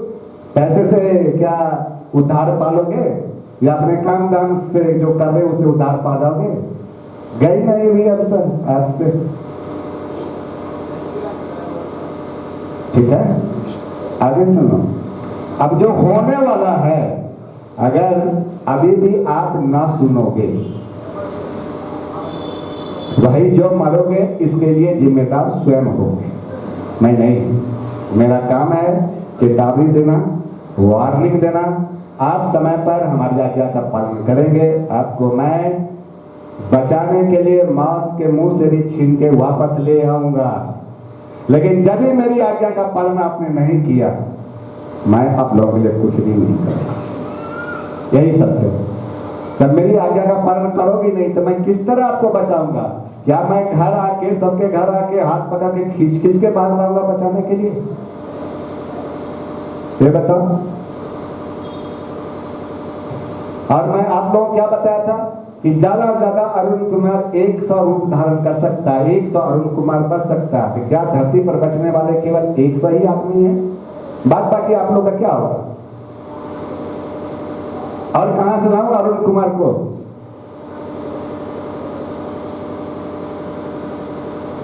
और आ सकता है, क्योंकि जहां पर से आता है वहां पर खान है, खान भंडार है रूप रखने का, लेकिन अभी के वक्त के लिए नहीं है। अगर मैं चाहूं तो हजारों क्या करोड़ों अरबों रूप रच करके जा सकता हूं, ये तय है, क्योंकि मेरा सामर्थ्य को आप लोगों ने अभी तक नहीं देखा, नहीं जाना। मुझको सिर्फ एक जन्मने मरने वाला साधारण मनुष्य आप लोगों ने समझा। यही बीमारी है आपकी, यही रोग लगी है। जब इस रोग का उपचार हो जाएगा तभी आप मेरे सामर्थ्य को समझ सकेंगे, देख सकेंगे। तो मैं तो कहता हूं जिस साधन से इस रोग का उपचार हो जाए वो पहले उपचार करा लो, फिर इस ईश्वर पुत्र आदि से अरुण के सामर्थ्य को भी देखोगे, उनके विराट रूप को भी देखोगे, और जो मौत के मुंह में चले गए हैं उसको छीन के लाते हुए भी देखोगे, सब कुछ देखोगे। क्योंकि आप लोगों को पता है भविष्यवाणी कि जो मर गया, जो कब्र में दफन हो गया, कब्र में बंद हो गया धरती के अंदर, उसको भी मैं जिंदा कर लाऊंगा। क्या ये सब भूल गया आपने धर्म ग्रंथों से बात? नहीं। अब दूसरा कोई अरुण कुमार नहीं आने वाला है, कोई दूसरा आदि श्री अरुण नहीं आने वाला है। उसकी किस्मत खोटी है, खोटी। जिसने अरुण कुमार को छोड़ दिया और छोड़ के चला गया, और जो अरुण कुमार की बातें नहीं मानता, अरुण कुमार की आज्ञा को नहीं मानता, उसकी किस्मत खोटी है कि हाथ में मिला हुआ अरुण कुमार को छोड़ करके त्याग करके चला गया। तो मैं क्या कहूं, किस्मत ही खोटी है। अरे भगवान को देखने के लिए लोग तरसते हैं जन्म जन्म से, 10-10 कल तक। अभी आपने सुना ऋषि मुनियों ने तप किया, फिर भी उसको दर्शन नहीं मिला। 8 ही को मिले थे, केवल 8 ही, 8 ऋषि थे, सबका नाम लेके बता दे, केवल 8 को मिले थे, वरदान मिला था। आप लोगों ने कितने लाख वर्षों तक तप किया ये बताओ। ये तो मैं आप लोगों पर परम अनुग्रह करके इस वरदायक रूप में अरुण नयन नाम से, या अरुण नाम से, या आदिश्री अरुण नाम से आप लोगों के सामने उपस्थित किया हूं। तो कहाँ आप लोगों की किस्मत था कि हमसे मिलना। मैं कहीं और जन्म लिया था, पता, मेरा जन्म बिहार के एक छोटे से गांव में हुआ था। उस समय दरभंगा डिस्ट्रिक्ट था, आज का जन्म समस्तीपुर डिस्ट्रिक्ट है। छोटे से गांव में हुआ था, वहां पला, और मेरी पढ़ाई लिखाई शहरों में हुई, और पता नहीं कैसे कैसे मैं दिल्ली आ गया, मुझे नहीं मालूम कैसे आ गया। क्या ऐसा चक्र चला कि मुझको दिल्ली में आना पड़ गया, और ऐसा क्या चक्र चला, नाथ जी को मैं रिजाइन करके इस फुट में रख दिया। क्या योजना बनी थी मुझे नहीं मालूम, ठीक है। और मैं कभी सपने में भी नहीं सोचा था कि आप लोग हमसे मिलोगे, आप लोग मेरा दर्शन कर पाओगे, या आप लोगों को मैं देख पाऊंगा, आप लोगों के बीच में खड़ा होऊंगा और आज इस सभा में मैं बात कर सकूंगा। कभी नहीं जानता था, लेकिन ऐसी योजना थी, तभी तो आज आप लोग उपस्थित हो, आप लोग मुझको देख रहे हो। ये साधारण व्यक्ति नहीं है जिससे आप बात कर रहे हो, या इसकी आज्ञा को ठुकरा रहे हो, या इससे प्रेम नहीं करते हो, या इससे दुश्मनी मोल लेते हो, या इससे बैर करते हो। ये कोई स्वान व्यक्ति नहीं। इसके बाद आप मिल लेना, खोल लेना अरुण कुमार से, नहीं मिलने वाला, मैं नहीं चारा डालने वाला हूं। फिर अनेकों युग बीत जाएंगे और उसमें भी 28 बार ये सर्किल चल जाएगा पूरा, और 28वां कलयुग जब फिर सर्किल आएगा तब ये अरुण कुमार आपको देखने के लिए मिलेगा। सिर्फ देखने के लिए, पाने के लिए तो बहुत दूर की बात है। अभी भी विदेश के लोग हैं, उनका आंख तरसते हैं देखने के लिए हमको, और आप लोग कहने पर भी बुलाने पर भी नहीं आते हो। देखो, आप लोग बुलाने पर भी नहीं आते हो, और जहाँ विदेशों में, दूसरे देशों में वो लोग नाक रगड़ते हैं, खुशामद करते हैं, कहते हैं कि मैं टिकट भी भेज रहा हूँ, है ना, आने का और जाने का, आप आइए, लेकिन मैं नहीं जा पाता हूँ, उनको दर्शन नहीं दे पाता हूँ। सोचो आप लोगों का कितना अच्छा भाग्य था, सौभाग्य प्राप्त था। मैं नहीं जानता कि आपने तो जन्म में कैसा तप किया था, मुझे नहीं मालूम, लेकिन इतना मालूम है कि लोग मुझको देखने के लिए भी तरसते हैं, और आप लोग मुझको पा करके भी मुझसे अलग बताते हैं और मेरी आज्ञा का पालन नहीं करते। यही सच्चाई है। जितने भी अवतार आए सब चले गए, तो जाहिर है कि इस बार भी जो अवतार आए हैं काम करके तो चले जाएंगे, हमेशा हमेशा के लिए तो नहीं रहेंगे धरती पर, ये तो तय है। लेकिन ये अरुण कुमार कभी नहीं मरता। I cannot die. अवतारा can die but I can not die. अवतारा मर सकता है लेकिन ईश्वर नहीं मर सकते, क्योंकि मैं स्वयं ईश्वर, मैं स्वयं नारायण हूँ और इनकी मृत्यु नहीं होती। हाँ, ये तय है कि माया का पर्दा मैं अपने ऊपर डाल लूंगा और आप मुझे इन आंखों से नहीं देख सकोगे, क्योंकि मुझको छिप के रहने का एक ही साधन है, माया। श्रीमद् भागवतम महापुराण में कहा गया है कि भगवान माया के पर्दे से अपने आप को ढके रहते हैं, इसीलिए ये अज्ञानी जन है ना, भगवान को नहीं देख पाते, उनका दर्शन नहीं कर पाते। जब किसी गुरुदेव की कृपा होती है और इस माया के पर्दा को उल्लंघन कर देते हैं, चाहे मेडिटेशन के माध्यम से होता है, अपनी भक्ति के माध्यम से, तब आपको दिव्य दृष्टि की प्राप्ति होती है और आप जैसे ईश्वर को आमना सामना देखते हो। जैसे यहाँ सूर्य है, दिन है, सब कोई कहता है दिन है, सूर्य निकला हुआ है, सूर्य नहीं छिपा है, लेकिन इस वक्त अमेरिका में पूछो, सब खराटे लेके सो रहे हैं। सूर्य उगा है, इस भारत के लोग देख रहे हैं दिन है, सूर्य उगा हुआ है, गर्मी है। अमेरिका के लोग को पूछो, क्या कहेगा? रात है, सूर्य उगा हुआ नहीं है। क्या ये सच है? भौगोलिक कारण के चलते सूर्य उन लोगों को नहीं दिख रहा, आप लोगों को दिख रहा है। जब शाम होगी तो आप लोगों को सूर्य नहीं दिखेगा, उन लोगों को दिखेगा। ठीक उसी प्रकार मैं कभी भी नहीं मरता, आई कैन नॉट डाई, संभव ही नहीं है। फिर क्या होगा? इसी भौतिक शरीर में माया के पर्दा पड़े रहने के कारण मैं उपस्थित तो रहूंगा, लेकिन आप लोग नहीं देख पाओगे। लेकिन जो फिर तप करेगा, जप करेगा, है ना, ध्यान करेगा, तो मैं उसको वरदान देने के लिए अवश्य ही आऊंगा। इसीलिए इस शरीर को श्रीमद् भागवतम महापुराण में महर्षि वेद व्यास जी ने लिख दिया कि ये वरदान देने वाला रूप है, वरदायक रूप। जब यही स्वयं मर जाएगा तो वरदान देने कौन आएगा? सोचो। इसलिए मैं कभी नहीं मरता। तो उस जीवता ईश्वर को जिसने छोड़ दिया, किसके चलते? ये मरणशील देह वाले के चलते, इस जन्म में मरने वाले देश के चलते, कि कब मिट जाएगा कोई नहीं जाने। तो उसके बारे में क्या कहा जाए? जो कभी नहीं मरता, जो आपके ईश्वर आपके सारे दुखों से बाहर निकाल सकता है, सारे मुसीबतों से छुड़ा के बाहर निकाल सकता है, परम सुख दे सकता है, जीवन दे सकता है, उसको वैल्यू ना दे करके वैल्यू किसको दे रहे हो? इस जन्म मरने वाले शरीर को वैल्यू दे रहे हो। भाई क्यों नहीं आया? तो मेरा बाप बीमार था, क्यों नहीं आया? तो मेरा बेटा बीमार था, क्यों नहीं आया? तुम्हारी वाइफ बीमार थी, क्यों नहीं आया? मेरा बिजनेस छूट जाता, क्यों नहीं आया? मेरा दुकान बंद हो जाता है।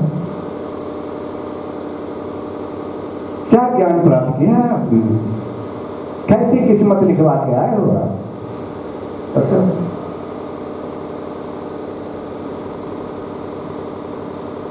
जिन जिन लोगों ने इस ईश्वर पुत्र को छोड़ करके चला गया, या इस ईश्वर पुत्र का हाथ छुड़ा के चला गया, वो समझो अभागा। अब फिर ऐसा मौका उसको कभी भी जिंदगी में दोबारा नहीं मिलेगा। It was the first, it is the last. यही पहला था और यही आखिरी अंत। तो अभी भी यदि आपके सुनने के दरवाजे खुले हैं तो कान खोल करके सुनो। रात में जब सोओगे तो बिस्तर पर हमारे इस शब्दों को समझना, विचार करना, ठीक है? अगर यदि आज अपनी किस्मत लिखना चाहते हो तो आज लिख लेना, क्योंकि अभी भी समय नहीं बीता है। देर तो हुआ है लेकिन समय बीता नहीं, अभी भी गेट खुला होगा, ठीक है? तो कुछ लोगों को मैंने बहुत इज्जत दिया, वो लोग भी मेरा उपहास किया, नहीं हंसी उड़ाया। उन लोगों को भी मैं प्रेम से आदर देता हूँ, सम्मानित करता हूँ, ठीक है? और मैं ये बताना चाहता हूँ कि ना तो कोई मेरा दोस्त है, ना तो कोई मेरा दुश्मन। जो जिस तरह से, जिस भाव से मुझको भजता है, मैं भी उसको उसी भाव से भजता हूँ, ठीक है? तो भाव की ही प्रधानता है और किसी भी चीज की नहीं। अगर भाव से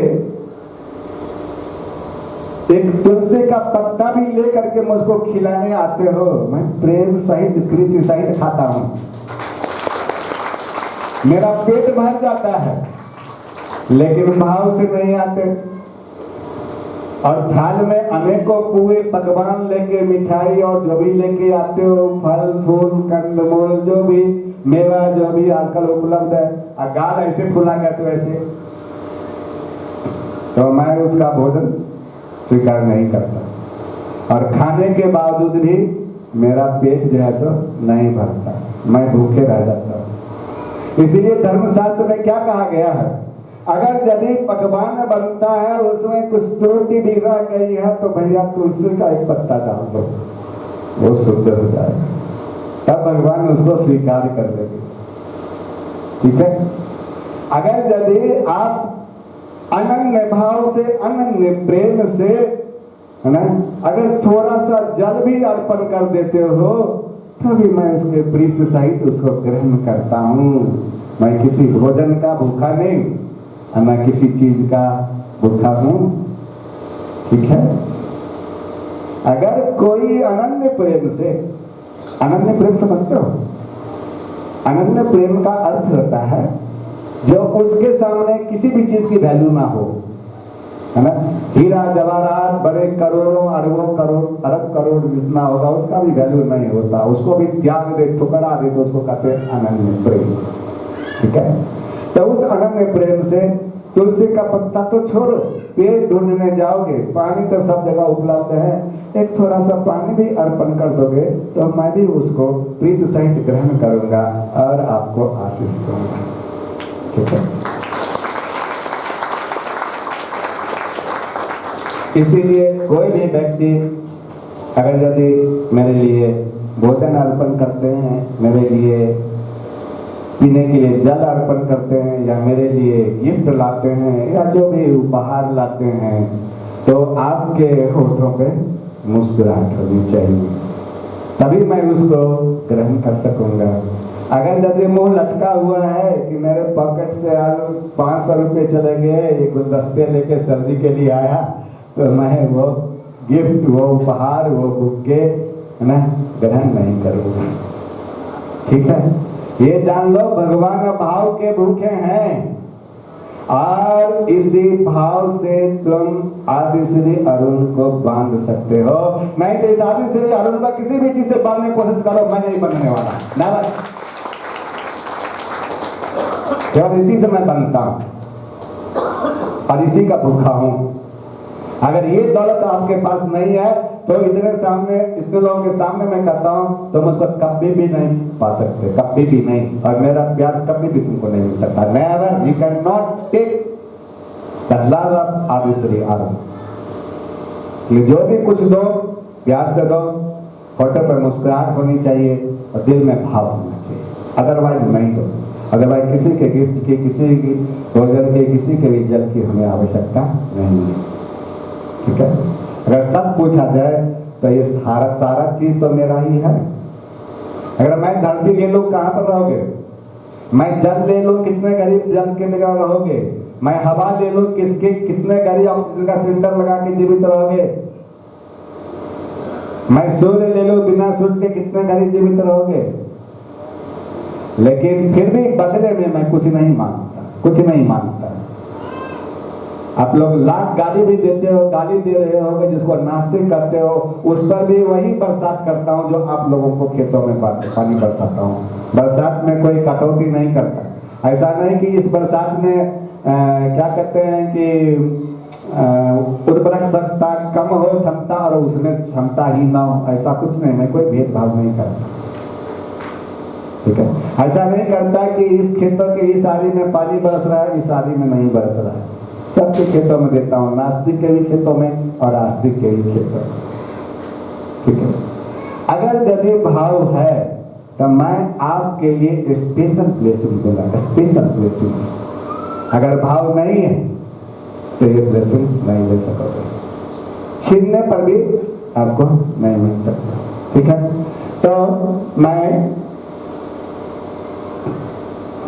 इन दोनों आदमी को स्वयं सम्मानित करूंगा जिन्होंने जब से इस मिनिस्ट्री को, कलकी मिनिस्ट्री को ज्वाइन किया और आज तक हजारों लाखों विपरीत परिस्थिति में भी, प्रतिकूल परिस्थिति में भी कायम रहे, स्थिर रहे। आपको पता है एक बार क्या हुआ था, मेहबूब लाल गिर गए सीढ़ी पर से, उनको पता ही नहीं चला मेरा पैर टूट गया, हमको दर्द भी नहीं हुआ। और जब इनका ऑपरेशन भी कर रहा था डॉक्टर तो इनका कुछ भी मालूम नहीं था, मतलब इनको लगा कि कोई मुझे हाथ में लोक लिया है। उस वक्त भी मैं था। और इनके बारे में, प्रेम जी के बारे में पता है, ऐसे घर में पहुंच गए तो हॉस्पिटल में कि इनकी जिंदगी मौत दोनों जुड़ रही थी, उस पर खड़े थे। और आज ये सही सलामत यहाँ पर है। ठीक है, हमारे पास इनके बाद का केवल 2 शब्द मिला था सुनने के लिए कि सर जी मैं तो उस हॉस्पिटल में एडमिट करा दी हूँ, बात बाकी आप जानो, आज का काम जाने, मैं कुछ नहीं जानता। बस इतना ही। ठीक है, आपके सामने ये दोनों आदमी मौजूद हैं, इसलिए मैं इन दोनों आदमी को मैं खुद सम्मानित करूंगा। धन्यवाद।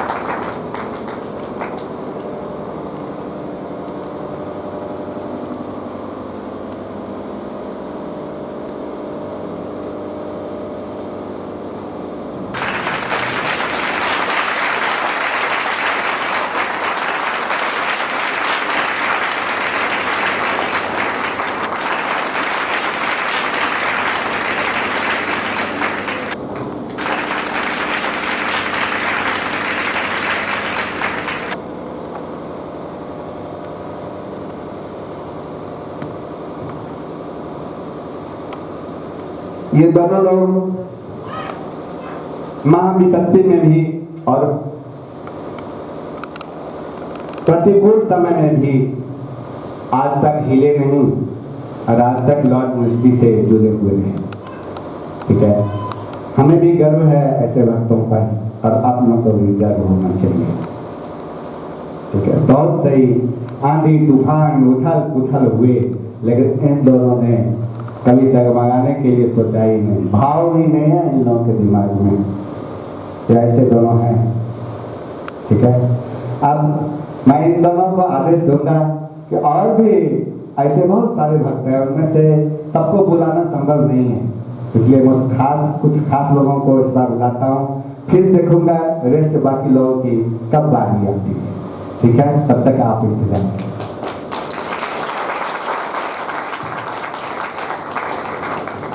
जिनका नाम बोलूंगा वो जल्दी से स्टेज पर आ जाएंगे।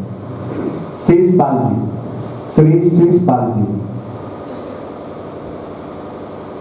श्री मनोज जी, श्री हंसराज जी, श्री राम बराई जी,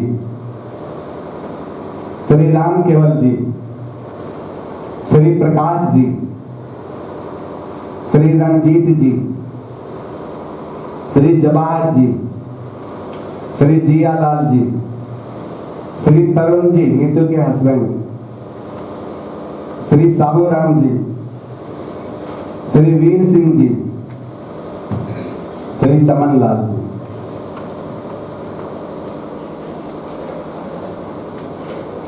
ये वो लोग हैं जिन्होंने मेरी आज्ञा को कभी भी नहीं टाला और स्पेशली जब कभी भी इनको फोन किया, इन्होंने लॉर्ड मिनिस्ट्री के लिए अपनी सेवा प्रदान किया और अपने मन में विचार भी नहीं किया कि क्या मुझे ये सेवा लॉर्ड मिनिस्ट्री की करनी चाहिए या नहीं करनी चाहिए। बिना सोचे, बिना विचार किए, बिना किसी से राय परामर्श लिए इन लोगों ने जो है सो लॉर्ड मिनिस्ट्री की आज तक सेवा करते हैं। जो सच है मैं कभी भी इनकार नहीं कर सकता और आप लोगों के सबके सामने मैं गवाही दे रहा हूँ। आज मैं श्री प्रेम जी को और श्री नीवला जी को मैं आदेश देता हूँ कि इन लोगों को बैठ लगा करके प्यार से सम्मानित करें।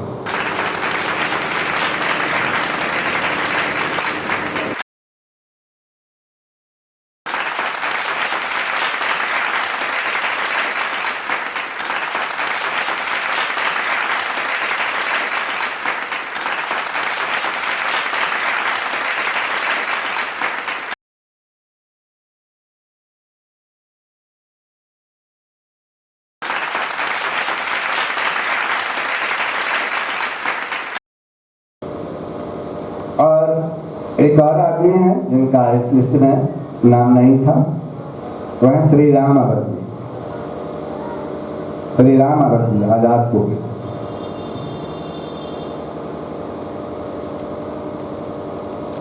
अंत अंत तक भगवान कल्पी का नाम लेता रहेगा, वही भाव से पार उतरेगा, बात बाकी आपको छूट जाए।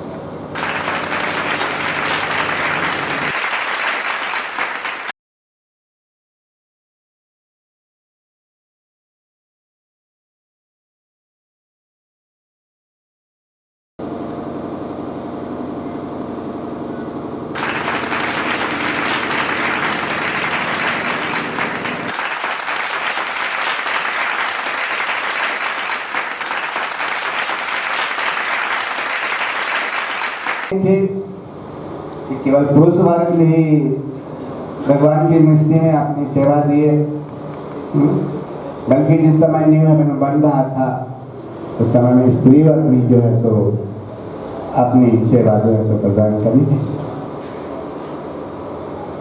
अब सारे को मैं समय अभाव के कारण बुला नहीं सकता, इसलिए स्त्री वर्ग से भी मैंने चुनाव किया है ताकि वो ये संबोधित करें कि भगवान नर और नारी में कोई फर्क नहीं करते, क्योंकि उनकी आत्मा से नर भी बने हैं, सेम उतनी ही आत्मा से नारी भी बने। इसीलिए मैं नर और नारी दोनों को सम्मान करता हूँ और दोनों आदमी ने भगवान की दृष्टि के लिए, भगवान की सेवा के लिए दिल खोल करके तन मन धन तीनों से सहयोग करें। तो ये मत भूल भुलैया में रहिए कि केवल पुरुष वर्ग ही है इसमें। आपको पता है भगवान राम ने जो वरदान दिया, आपने देखा है जिन ऋषियों को वो गोपी बनने के लिए कितनी ललायत थी, और आप लोग इन नारियों को अपमान करते हैं, ये बड़ी आश्चर्य है। आप डांटते हैं, मारते हैं, पीटते हैं, गलत बात बोलते हैं, तो सचमुच भगवान को कितना तकलीफ लगता होगा, कभी अनुमान किए? क्योंकि इन लोगों में भी वही आत्मा है जो आप पुरुष वर्गों में, सेम आत्मा। चाहे आपको कोई दुख दे तो भी भगवान को ही दुख पहुंचेगा, और इन लोगों को कोई दुख दे तो भी भगवान को ही दुख पहुंचेगा। ठीक है? अगर यदि चाहते हैं कि आपके ईश्वर आपसे खुश रहे तो नर और नारी दोनों को इज्जत दीजिए, समान इज्जत। और जैसे आपको डांट फटकार पसंद नहीं है, उसी तरह इन आत्माओं को भी डांट फटकार पसंद नहीं है। जरा पूछ कर देखो किन्हीं से कि आपके हस्बैंड डांटते हैं अच्छा लगता है? एक बार भी कह दे कि हमको अच्छा लगता है, कोई नहीं चाहता है। सब आत्मा चाहते हैं कि हमारा इज्जत हो, सब कोई चाहता है, चाहे छोटा हो, चाहे बड़ा हो, चाहे धनी हो, चाहे गरीब हो। ठीक है? तो मैं उन आत्माओं में से दो को सैंपल के रूप में छांट करके इस स्टेज पर दूंगा। ठीक है? पहला बिमला जी, श्रीमती बिमला जी।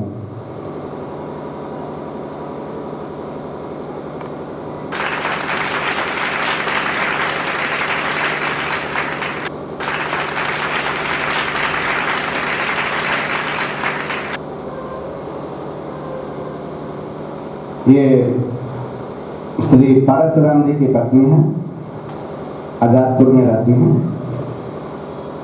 आप लोग जानते होंगे, आज से नहीं बहुत वर्षों से। और इन्होंने मालिक की मिस्त्री के लिए सेवा की है, और हर वीरवार को पहले संकीर्तन में भी आया करती थी, आप लोगों को पता होगा। दुर्भाग्यवश हमें हम दर्शन बंद कर दिया गया किसी विशेष कारण से, उसके चलते जो वीरवार को सत्संग हुआ करता था वो बंद हो गया। उन्होंने बहुत सारे भजन भी लिखी थी, लेकिन इनकी बहन थी कमलेश जी, ये दोनों, और अपने से खुद भजन लिख करके यहाँ गाया करती थी, और भजन सुनने के बाद आत्मा खुश हो जाया करती थी। इतनी लगन थी, इतनी भक्ति थी। तो मुझे बहुत अच्छा लग रहा है कि आज मैं इनको स्टेज पर बुलाया हूँ सम्मान देने के लिए। इन्होंने जब जब मुझे पुकारा, जिस दुख में, विपत्ति में, यहाँ तक कि यदि आधी रात को भी इनका फोन आया है तो मैं अवश्य उठाया हूँ, ज़्यादा यही बता सकते हैं।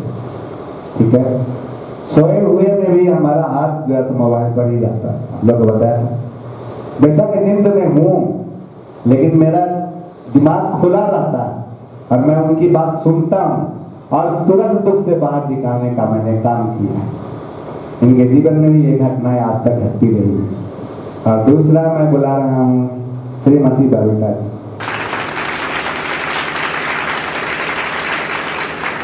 ये दोनों भगवान में प्रेम भक्ति के, अनन्य प्रेम भक्ति के मूर्त हैं, जिनके बारे में जितना भी कहा जाए बहुत कम है, बहुत कम। मैं तो कहता हूँ भगवान के लिए इतना श्रद्धा, प्रेम, भक्ति पुरुष वर्ग में भी मौजूद नहीं है जैसा इन लोगों में मैंने देखा पाया।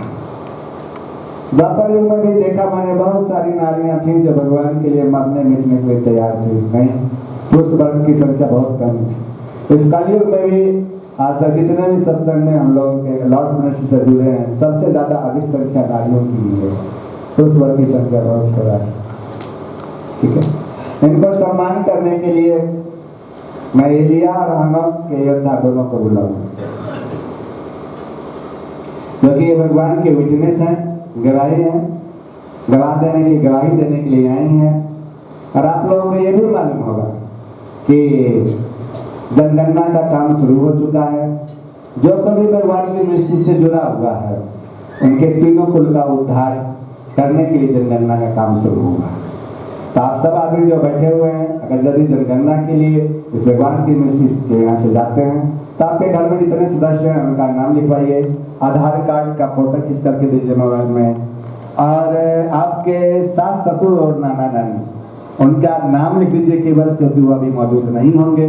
और प्रेजेंट समय में परिवार में जो हैं जो आधार कार्ड देना चाहते हैं तो उनका नाम आप लिख लीजिए, आधार कार्ड का फोटो खींच के। ठीक है, ये कार्यभार एलिया के योद्धा श्रीमती पूजा जी को मिला है और आध्यात्मिक क्रांति के योद्धा को। तो या तो आध्यात्मिक क्रांति के योद्धा जाएंगे आप लोगों के घर सर्वे के लिए, जनगणना के लिए, या तो श्रीमती पूजा जी जाएंगे। जो जाए आप जनगणना कार्य में इनको सहयोग कीजिए ताकि ये जल्दी से कार्यक्रम शुरू हो सके। कारण क्या है कि 18 अप्रैल से कल की महाविनाश लीला शुरू होने जा रही है। और आपको पता है जो एक व्यक्ति भगवान के शरण में चला गया वो उसका तीनों कुलों का उद्धार हो जाता है, माता पिता, सास ससुर, नाना नानी। ठीक है, तो ये कार्यक्रम शुरू हो चुका है और बेगमपुर पंचायती में सर्वे का काम पूरा हो भी चुका है और अन्य जगह होने के बाद फिर शुरू होगा। ठीक है, तो मैं श्रीमती पूजा जी और दीक्षा वर्मा जी दोनों को आदेश देता हूँ कि इन दोनों भक्तों को बहुत प्यार से सम्मानित करें। धन्यवाद।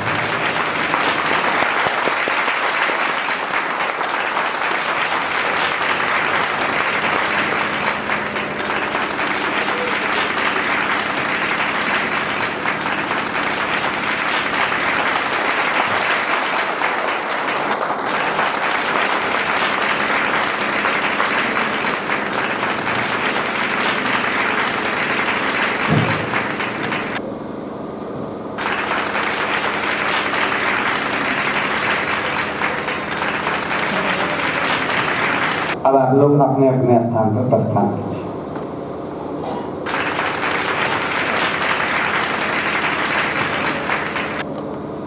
आज सम्मान समारोह समाप्त होता है और आगे का जो कार्यक्रम है उसको शुरू होने के लिए मैं आदेश देता हूँ, शुरू करने की आदेश देता हूँ।